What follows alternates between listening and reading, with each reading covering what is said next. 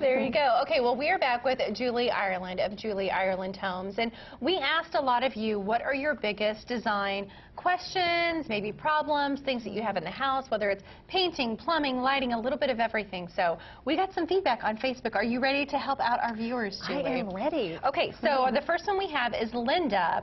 Linda says the biggest thing here would be our plumbing. We have a 2-story home about 5 years old. The upstairs water in a double bathroom sink hardly runs, where on the other side it's just fine. And she says also we have to run the water a little while before we get warm water. Do you think we need a new hot water tank? Already we know that we need to invest in a new water treatment. Right. Okay, while I'm not a plumber, Yes. I do know a little bit about plumbing. First of all, I do not think that you need a new water heater because water heaters will last you usually up to 10 years. I think what's probably wrong is something very simple that you can do yourself. It's probably your aerator. That's that little screen.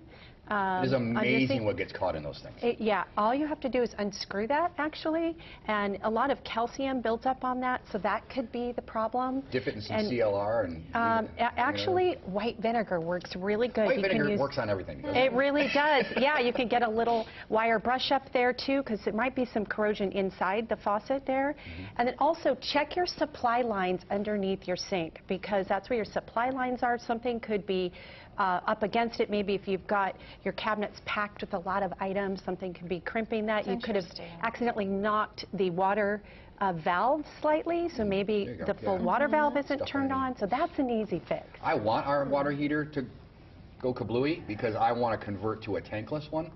Yeah. Because it's going to save a lot of money, and you can get them on demand near the bathroom. So my wife loves to run the water forever and then walk away and do something else. I'm like, we're still paying for that water. Right. It's not the temperature we like. I think we're all guilty of that. I like that, though, like checking these things out first, because I think it's easy sometimes to think, oh, I just need a whole new thing, and then... Well, Jack Hope would say, you know, save a service call for some little thing.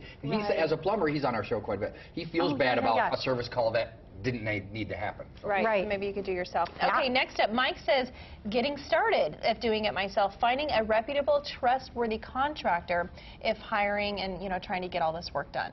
Right. Well, definitely, I think what's really important is you need to make sure that your contractor is licensed and bonded. Absolutely get at least 3 quotes. I mean, it's really important. Also, you want to get 2 or 3 references.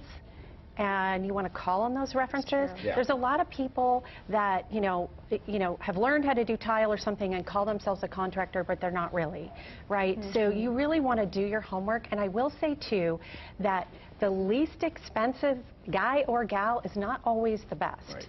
So you really you want to interview them, and you'll get a really good sense for who you really trust and who you connect with. Well, and there's just enough con artists out there that don't do tile work or any sort of contracting work. But they've got fake references, they got all the things, so talk to real people, right? See some real jobs. Absolutely, Well, like you said, you and I were talking earlier, or I think it was yesterday, like neighbors and people who've actually had, work done by them. Witnessed them actually doing work, and then you know that they're good for it. And so. Right, I had a question of my own. Is that okay? Oh, I love it. Okay, so the executive producer of the show and I were talking about living spaces, living quarters. Like, I love the house that we're in, but when it comes to our living room, it's just a tighter space than what I would like. And I see, you see all these furniture pieces and different ways to do it, but it's like, I just don't know that that would work. But how do you make a smaller living quarter area seem bigger or fitting in the right furniture that doesn't completely take it over?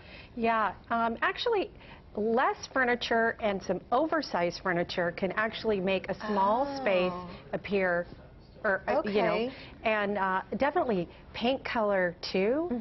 Paint is so important. So a nice neutral paint all the way up onto the ceiling too will make a small space appear so don't larger. Go those darker colors because it'll make everything it's going to close in the room. And take that paint color again all the way up onto your ceiling, the same color, because what happens in a smaller space, if you have a white ceiling versus a painted wall, it stops your eye at that point visually. Makes it seamless. So a nice neutral color, a lighter color on your walls will actually work really well. And then you want to accentuate and bring color into the wall and pattern through your accents, through your pillows, texture through artwork. So That would be my advice. I'm an accessories gal, so I like that. Well, that's where you bring your color. Yeah, that's where you bring your color. How many throw pillows, Julie, are acceptable on a living room couch? Well, it would depend on the size of the couch. So if you want to send me a picture, you need to be able to sit on your sofa, okay? So, okay. I think we have 3 on our couch. You have 3? 3, good size. I might need to downsize then. Yeah. I'm not even going to ask. Oh, wait. Each corner. I thought you meant total. No. Well, 3 is the golden rule. Always design in 3s, okay? So I'm good with 3 in this corner, 3 in this corner, 3 in the middle. Because Steve gets 2 symmetrical. Yeah. Just remember 3s. JulieIreland.com. That's Julie with 2 E's. We'll be right back. Thank you. Yay, I'm good on the pillows. I'm good on the pillows. They're really good. I thought maybe I had too much, but it sounds like I'm set. So I'm okay. So I can buy more.